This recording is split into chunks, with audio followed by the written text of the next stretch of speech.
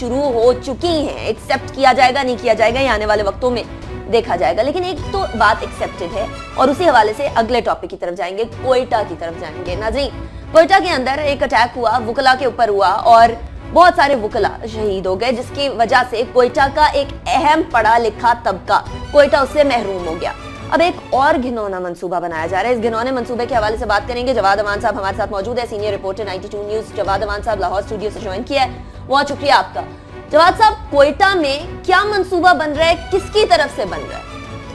देखें, ये रिपोर्ट्स आई हैं, कुछ सिक्योरिटी अदारों की तरफ से रिपोर्ट्स आई हैं, उसमें NDS जो अफगान इंटेलिजेंस है वो मामलत कर रही है रॉ की, और कोयटा में उन्होंने अपने लोकल एजेंट्स को टारगेट दिया है कि जो सियासी शख्सियात हैं उनको हिट किया जाए। उसमें JUI फेक है, कुछ सीनियर लोग हैं, कुछ एक सेनेटर साहब भी शामिल हैं। इसके बैकग्राउंड में आपको मैं ये बताता चलूँ कि 2010 में बलूचिस्तान नेशनल पार्टी के सीनियर लीडर जो थे हबीब जालिब बलोच साहब, उनको धमकियाँ मिली। मेरी उस दौरान उनसे एक दो दफ़ा बात हुई, वो बात करने से गुरेज़ा होते थे। वो कहते थे मैं थ्रेट्स मिल रही हैं, BLA, BRA, रामदाग भुगती और हरबियार मरी की जो तंजीमें हैं, मिलिटेंट तंजीमें हैं, और उसके बाद उनको बिलाखिर जो है 2010 जुलाई में उनको कोयटा में कत्ल कर दिया गया। तो वो वहाँ पे अब तो जो CPAC है उसकी वजह से मामला खासे ख़राब हैं और वो दोनों तंजीमें मिल के काम कर रही हैं। इसमें मैं आपको एक नेक्सस बता दूं कि जो बलोच मिलिटेंट ऑर्गेनाइजेशंस हैं और जो दूसरी लश्कर जंगवी वगैरह हैं, ये मिल के काम करती है कई जगह पे। यानी एक मिसाल देता हूँ मैं आपको कि इस वक्त वहाँ पे जो BLA है उनके एक साहब जो हैं बंगुल जई साहब, वो उसके सरबराह हैं बलूचिस्तान के, और उनके दूसरे भाई जो हैं वो लश्कर जंगवी बलूचिस्तान के सरबराह हैं।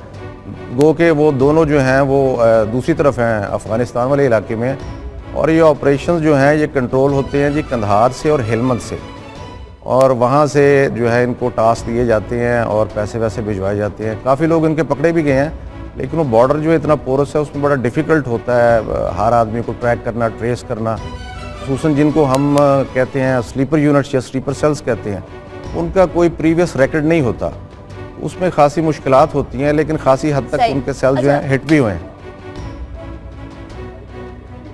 राइट, ठीक।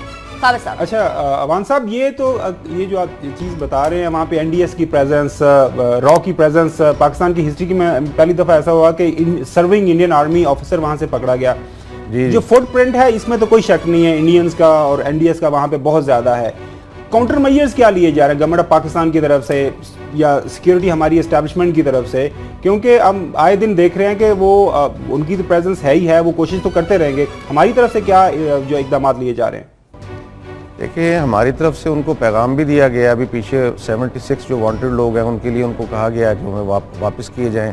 ज्वाइंट ऑपरेशंस की बात आपको पता है खासी पहले से चल रही है। आपको याद होगा जो प्रीवियस मिलिट्री लीडरशिप थी उसके दौर में ISI और NDS जो अफगान इंटेलिजेंस, उसके दरमियान एक MOU साइन हुआ था, लेकिन वो बात आगे ना बढ़ सकी ज्वाइंट ऑपरेशंस के लिए। अभी दोबारा से ये बात जो है उस तरफ पहुँचाई गई है, काबुल में पहुँचाई गई है। अब देखें क्या होता है। हमारी इस तरफ से जो सिक्योरिटी एजेंसीज़ हैं वो अलर्ट हैं पूरी तरह और मैक्सिमम वो एफर्ट करते हैं इन लोगों को पिन डाउन करने की। लेकिन क्योंकि ये लोग मुकामी हैं, इसमें ज़्यादातर बलोच हैं, वहाँ के कुछ पश्तून हैं, यानी मुख्तलिफ लोग जो हैं मुख्तलिफ तंजीमों के लिए जो काम कर रहे हैं, उनको आइडेंटिफाई करने में बाज़ औक़ात कुछ वक्त लग जाता है और बाज़ औक़ात वो कामयाब भी हो जाते हैं उसमें। लेकिन अभी बहुत सारी चीज़ें जो हम ऑन एयर या किसी प्रोग्राम में डिस्कस नहीं कर सकते ऑपरेशनल एक्टिविटीज़ की वजह से, उसमें बहुत सारे लोग बस्ट भी होते हैं। जैसे एक मैं आपको अच्छा जवाब साहब ये बताइएगा, ये जो हरबियार मरी वाले, बरहम दाग भुगती वाले, ये तो ऑलरेडी एक बात इस्टेब्लिश्ड है कि इनके इंडिया के साथ बड़े मरासिम हैं। बरहम दाग भुगती को तो पासपोर्ट लेने की भी बातें वो इंडिया के साथ कर रहे थे। ये बताइएगा कि वो जो फरारी थे, जो हथियार डाल रहे थे, जो एक बड़ा एक सिलसिला शुरू हुआ था कि जो लोग हैं वो वापस पाकिस्तान की तरफ आ रहे हैं, हुब्बुल वतनी की तरफ आ रहे हैं, वो सिलसिला क्या अभी भी बरकरार है?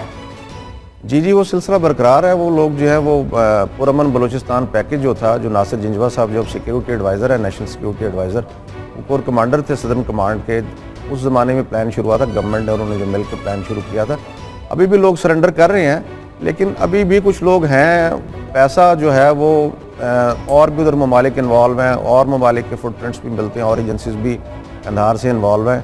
वो पैसा जो है इतना ज़्यादा पंप कर रहे हैं कि उसके साथ मुश्किलात पैदा हो रही हैं कि वो कई लोग जो हैं यहाँ से निकल जाते हैं, वहाँ चले जाते हैं, पैसा मिलता है उनको ज़्यादा, यहाँ कार्रवाई करते हैं आके वो। ठीक, जवाब साहब, ये भी आपसे जानना चाहूंगा कि आपने जिस तरह हाईलाइट किया है कि कुछ बलूचिस्तान की सियासी शख्सियात को खतरा है, भारतीय खुफिया एजेंसी ने उन्हें टारगेट करने का मंसूबा बनाया हुआ है, तो आपकी क्या हुकूमत बलूचिस्तान की किसी शख्सियत से बात हुई है कि इन सियासी शख्सियात की सिक्योरिटी को यकीनी बनाने के लिए क्या कोई इकदाम किए गए हैं या नहीं?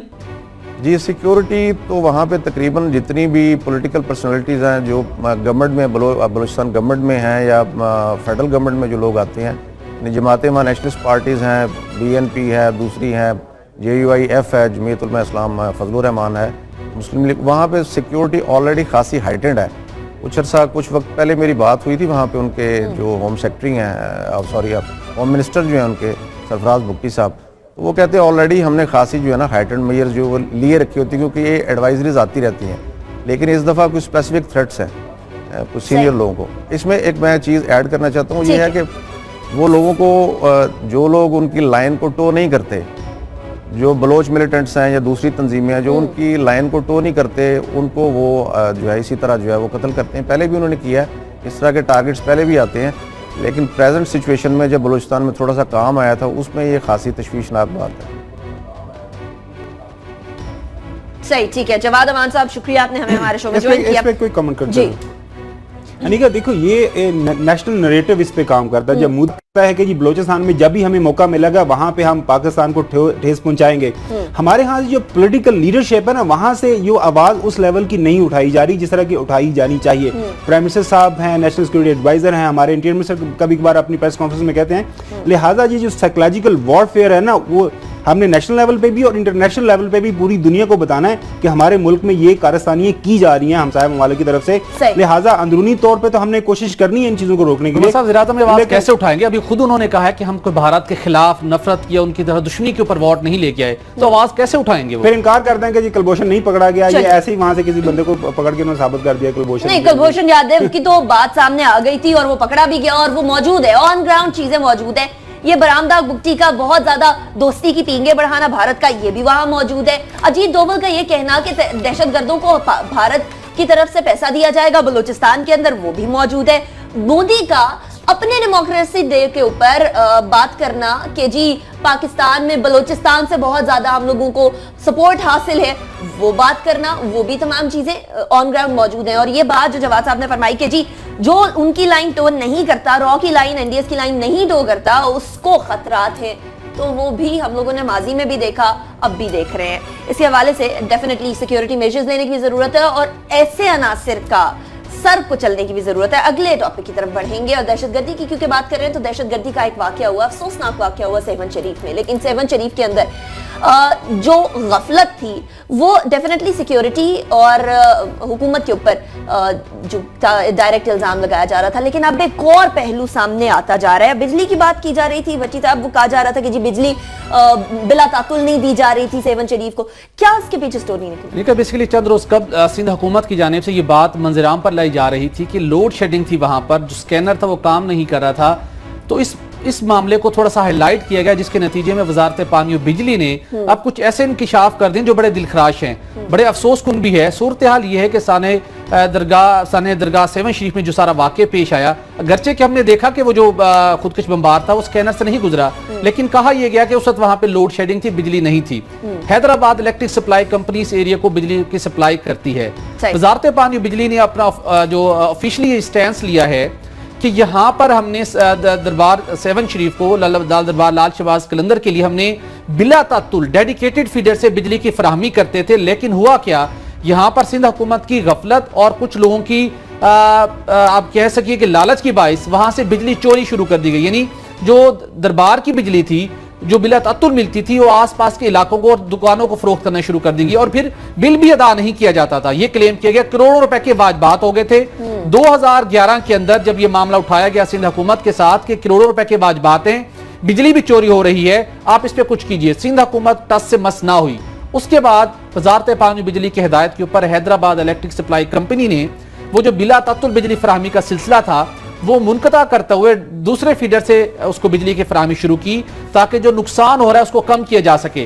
जब दूसरे फीडर से बिजली की फराहमी शुरू हुई तो ये कहा गया है कि दरबार शरीफ के लिए और उसके आसपास की दुकानों के लिए डायरेक्ट कुंडे डाल दिए गए। सही। जब कुंडे डाले गए तो 2015 में एक मरतबा फिर बिजली मुनक़ता की गई। वजारत पानी बिजली की हिदायत के ऊपर हैस्को ने ये इकदाम किया, लेकिन दोबारा उसने सिंध हुकूमत ने मामला उठाया कि आप ये क्या कर रहे हैं।